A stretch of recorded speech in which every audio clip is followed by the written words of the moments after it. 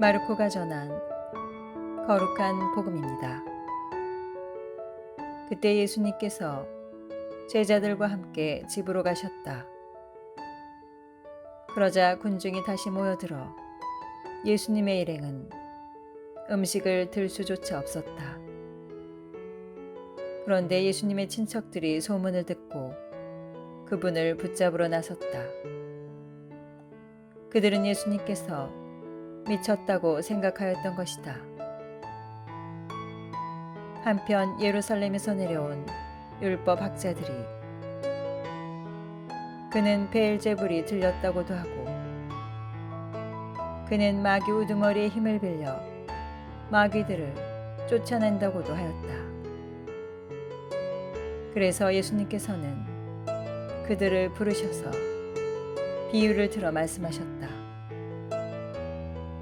어떻게 사탄이 사탄을 쫓아낼 수 있느냐? 한 나라가 갈라서면 그 나라는 버티어내지 못한다. 한 집안이 갈라서면 그 집안은 버티어내지 못할 것이다.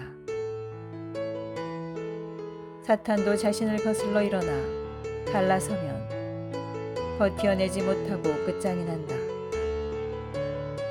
먼저 힘센 자를 묶어놓지 않고서는 아무도 그 힘센 자의 집에 들어가 재물을 덜 수 없다. 묶어 놓은 뒤에야 그 집을 덜 수 있다. 내가 진실로 너희에게 말한다. 사람들이 짓는 모든 죄와 그들이 신성을 모독하는 어떠한 말도 용서받을 것이다. 그러나 성령을 모독하는 자는 영원히 용서를 받지 못하고 영원한 죄에 매이게 된다. 이 말씀을 하신 것은 사람들이 그는 더러운 영이 들렸다고 말하였기 때문이다. 그때 예수님의 어머니와 형제들이 왔다. 그들은 밖에 서서 사람을 보내어 예수님을 불렀다.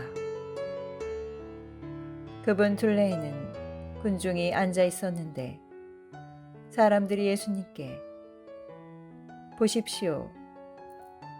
스승님의 어머님과 형제들과 노이들이 밖에서 스승님을 찾고 계십니다. 하고 말하였다. 그러자 예수님께서 그들에게 누가 내 어머니고 내 형제들이냐 하고 반문하셨다. 그리고 당신 주위에 앉은 사람들을 둘러보시며 이르셨다. 이들이 내 어머니고 내 형제들이다. 하느님의 뜻을 실행하는 사람이 바로 내 형제요, 누이요, 어머니다. 주님의 말씀입니다.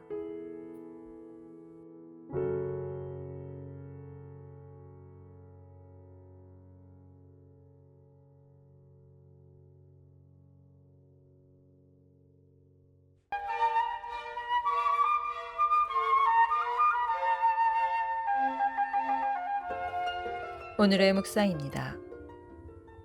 율법 학자들은 병자들을 고치시고 마귀를 쫓아내시는 예수님께 이렇게 말합니다. 베엘제불이 들렸다. 마귀 우두머리의 힘을 빌려 마귀를 쫓아낸다. 그러자 예수님께서 그들의 완고함을 비난하시며 다음과 같이 이르십니다.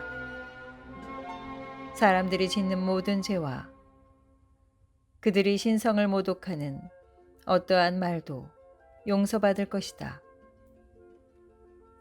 그러나 성령을 모독하는 자는 영원히 용서를 받지 못하고 영원한 죄에 매이게 된다. 사람이 짓는 모든 죄는 심지어 신성을 모독하는 죄까지도 용서받을 수 있는데 성령을 모독하는 자는 영원히 용서받지 못한다는 말씀을 어떻게 이해할 수 있겠습니까? 성령을 모독하는 죄는 성령의 활동을 받아들이지 못하는 완고함의 죄를 말합니다. 예수님께서는 성령을 지니고 계시는 분으로서 성령의 힘으로 아버지께서 주신 직무를 수행하십니다. 성령으로 병을 고치시고 마귀를 쫓아내시는데 그 행위의 근본적 의미는 죄의 용서입니다. 곧 성령의 행위는 죄의 용서입니다. 그런데 율법학자들은 죄를 용서하는 성령의 행위를 거부합니다. 비록 죄를 지었더라도 자비를 청하며 용서를 구하면 언제든지 용서받을 수 있지만 그 용서하시는 성령을 모독하고 성령의 행위를 거부한다면 용서받을 수 있는 길은 없습니다. 성령의 행위는 구원하시고 용서하시는 행위입니다. 성령을 모독하는 것은 성령의 용서와 구원을 믿지도 받지도 않는 것입니다. 하느님께서 성령을 모독한 우리를 벌하시는 것이 아니라 우리 자신이 용서를 거부하고 우리를 죄의 상태에 버려두는 것입니다. 우리가 죄인임을 인정하고 자비를 청하기만 하면 주님께서는 어떤 죄든 모두 용서하여 주실 것입니다.